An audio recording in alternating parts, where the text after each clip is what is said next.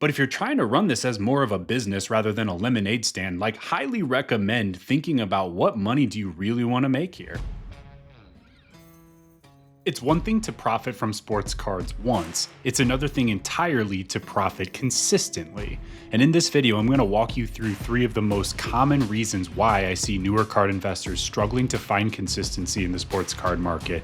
And then we'll walk through a couple of things that you can do differently to help you take a big step toward consistent profits. Now, if you don't know who I am, my name is Ryan Seaver. I'm a longtime card investor, and I always thought the learning curve in this market completely sucked. And so I make content like this, and I run a program and do some coaching to help attack the learning curve. So the first tip for you today is to align your investing with your expertise. So Warren Buffett talks about this as the circle of competence and understanding your circle of competence and then staying within it. So the basic concept is like, we don't have to be experts at everything. You just have to get really good at one thing and then stick to that one thing. And so practically, what does this actually mean for us as card investors? Well, if we know baseball better than basketball, put more of your money into baseball than basketball. If we don't know a thing about hockey, maybe skip it entirely. If Pokemon is your thing, go do Pokemon. Don't worry about football cards. If you don't know football, but you know all about Charizard, fine, go do it. Like, go do the thing that you understand the best, because that's the thing that's going to put you in the best position to win, is aligning your investing with your expertise. So if 60% of your knowledge is in baseball and 30% is in football and the other 10% is in basketball, I don't know, maybe you should put 60% of your money in baseball, 30% in football, and 10% in basketball, right? And the other thing is, just know that you don't have to do every sport. You can say no, and that's okay. Now, this can also be applied to which strategies you're rolling out. So if you're someone who's really, really good at grading,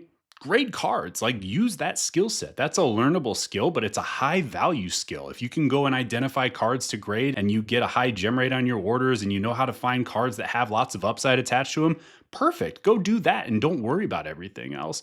You see so many people in this space that, they're trying to do a little bit of everything, and you just don't have to. So if you get a lot of excitement and fulfillment from going and doing the hustle plays, buying the lots and piecing them out and breaking them up and making your profits that way, great. If you love to negotiate, do that. Maybe you're just a really good player picker and you can pick out those guys that have a lot of potential and go and buy them before the crowd. Like, that's great. That's exactly what you want to stick to then. If you can prove that you can roll that strategy out and win with it, why not keep winning with it? Same thing goes for players. You don't have to know every single player. You might want to know enough to be dangerous, but man, I can't even tell you how much money I've made from just sticking to one player for an extended period of time and really learning their market. Because when you focus, you get so good at understanding that specific player's cards, their market, their, what products they're in, the centering, the condition issues with the particular cards. You just kind of figure that stuff out. And you just never build that depth of understanding if you're trying to spread out and do 1,000 different players at once. If you just focus on one player or a handful of players where you actually have the ability, like the mental capacity to really go deep into their markets, that's where you can win big, and that becomes a real strategic advantage. Just ask yourself the question, logically, how can you expect to be consistent if you're constantly starting over and you're constantly trying to learn new things and branch out into different things that you have no experience in? Like, I want to learn something and then I want to hammer that play until it's not there anymore. And if it's always there, I just want to keep hammering that same play if it's making me money. So summarizing the first tip for you here is, stop trying to do so many different things. Stop trying to get cute and get clever and do all these different strategies and reinvent the wheel. Just figure out what works and stick to that thing. Align your investing with your zone of genius, with your circle of competence. All right, number 2. So the second reason why I see card investors struggle to find consistency in this market, it's that you're making card investments that have absolutely no timeline attached to them at all. So you're buying into a player thinking, all right, this guy's going to go off or he's going to do this or that, but you don't actually know when this is going to happen. And that is really difficult if you're trying to find consistency, because what ends up happening here is you're going to end up with a pile of different players. You're going to have all these different, little stashes of different players and stuff. And that's great as long as you believe in their upside.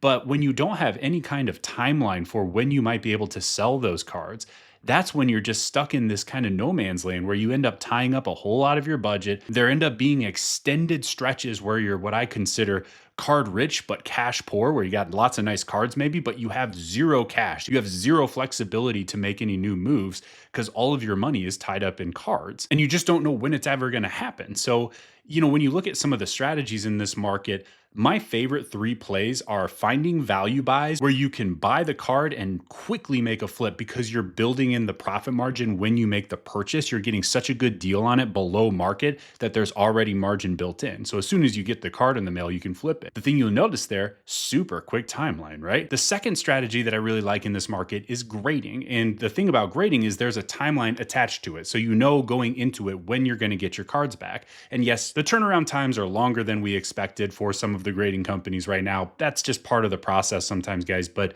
at the end of the day, we still have some kind of timeline attached to it. So I know within the next 3 to 4 months, I'm going to get my order back. And as long as I'm sending the right types of cards, I'm going to have some profit built into that order. Fine, I can live with that. It puts me on a firm timeline where I know what to expect. The third strategy that I really like is the seasonal timing game, where I'm basically buying the dip as values soften on the way out of the season, and then I'm selling going into the following season when excitement returns to the market. Everything tends to pick up at that time of year, and there's oftentimes room to flip cards for profit by just buying at the right time of year and then selling at the right time of year. And this is only a few months apart when we're thinking about late in the season buying or in the early off season, and then right before the new season selling. Now, it's not a guarantee. Of course, there's a lot of nuance to this with figuring out which are the right players to target, what types of cards do you go after.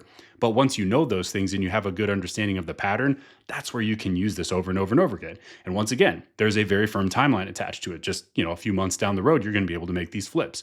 And so all three of those strategies, the buying value or the quick flip play, the grading strategy, and then the playing the seasonal timing game strategy, like all three of those things have a firm timeline attached to them. So by contrast, there's nothing wrong with speculating on player performance and trying to pick your favorite players or pick your sleeper or that sort of thing, but you just don't have a timeline attached to it. It's not common to be able to buy a player and know, oh, this is exactly when he's going to go off and this is exactly when his market's going to rise. You might kind of have an idea that the player is undervalued, but it's really hard to predict this is the exact timeline when this is going to happen. And so I've had examples over the years where I've been right about a player, but it took 3 years. It took 4 years. And sometimes I was completely right about the player, but the thing is the market didn't actually figure that out and kind of catch on and start to jump in on that player's market. These guys are such big sleepers that nobody even is paying attention to how well they're playing. And so that's where, you sometimes run into these scenarios where you can be right and still be wrong. Because at the end of the day, it doesn't matter what I think. It doesn't matter what you think. It matters what the market thinks and what the market's going to do. And so we might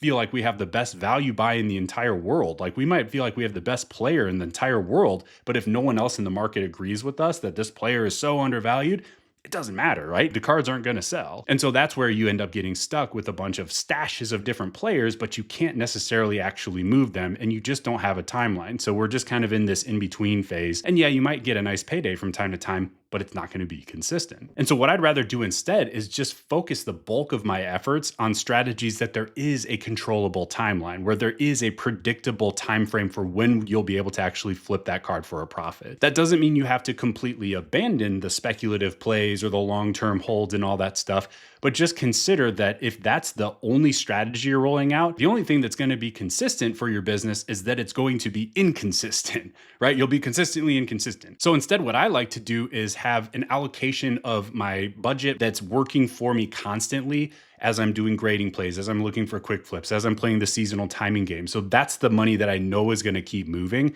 where I'm going to be able to get out of cards quickly and turn my profits consistently.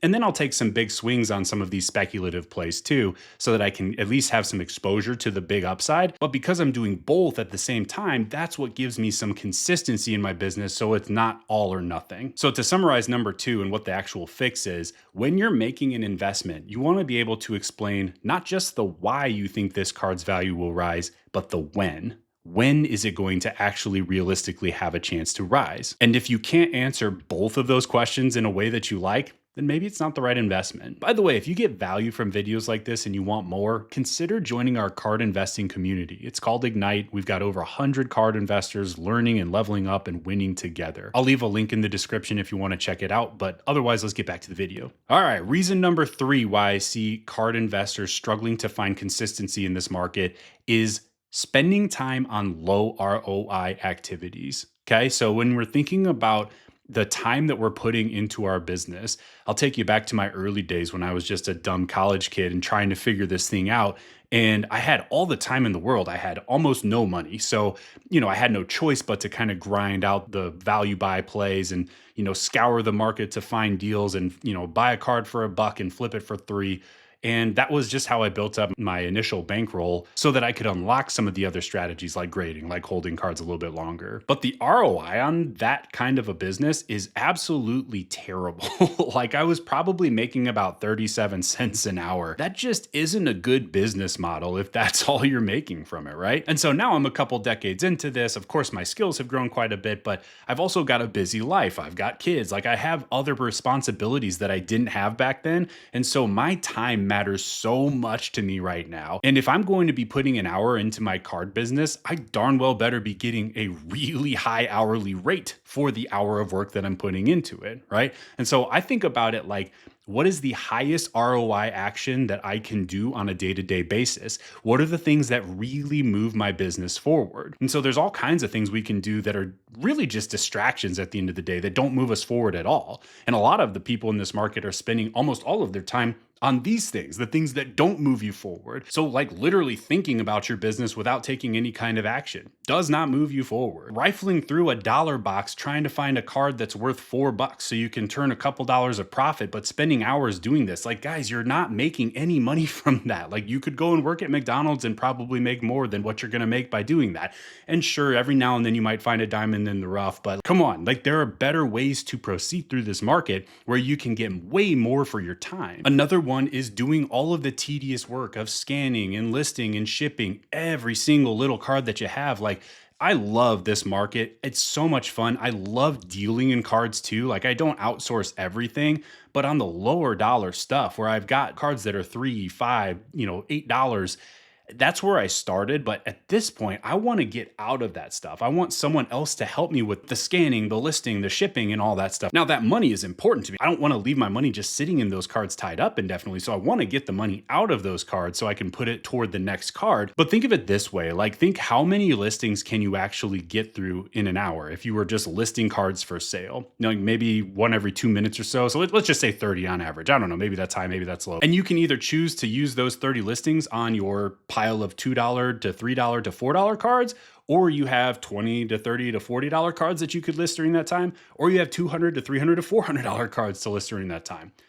Where'd you rather spend your time on? Because I want to spend the time on the one that's going to make me the absolute most amount of money for the least amount of work. So we all have the same amount of time in a day. And so the person that moves the farthest, the fastest is usually the one that can best allocate their time and their resources. So things that I consider to be high ROI activities in the card market are listing cards for sale as long as they're actually worth your time, researching players to buy or cards to target, finding those opportunities in the market, actually searching for cards to buy and specifically finding gradable cards to buy. If you're someone that grades cards, there aren't too many activities that are going to give you a higher return on investment than putting time toward finding clean, high upside cards to go buy to get graded. That's one of the highest ROI activities you can do in this market. And so instead of listing a bunch of low dollar cards where you're making 48 cents per card, why don't you go put that same amount of time into finding cards that are going to make you hundreds of dollars? And so the fix here is addition by subtraction. So basically, if we can just cut out a lot of these low ROI activities, by default, the only things left are going to be the high ROI activities, right? So by default, we're going to start doing less of the wrong stuff and more of the right stuff. So if you're doing things that aren't moving the needle and you're spending a big portion of your time there, that's a big reason why you're struggling with consistency, because you're not taking the actions that truly do move the ball down the field. So if you change where you focus your time, I'm telling you, you will change the outcomes that you get. So here are your actionable takeaways from this video.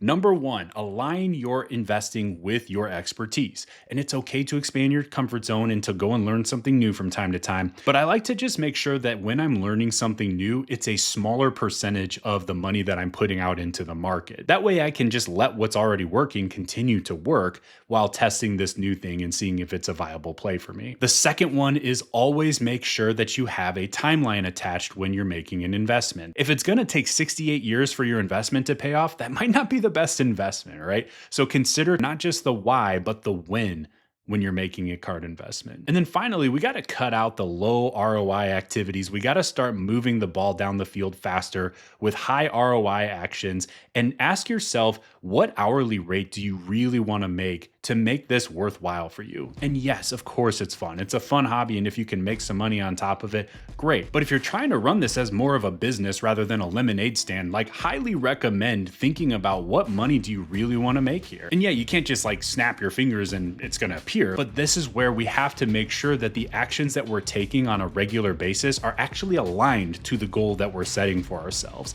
And so ask yourself, if you have this big old hourly rate that you want to make, but you're over here doing these actions that just don't really align, they're not going to get you there. You got to be realistic about it. And if you're not on the trajectory that you want to be on, change your actions and you will change the outcomes that you get. All right, hope this has been helpful. If you want more, I run a card investing community. Come and join us, be a part of the group. We've got over 100 investors all working together, learning together, leveling up, winning together. It's so much fun. We'd love to see you inside. I'll leave a link in the description if you want to check it out. But otherwise, we'll see you on the next video.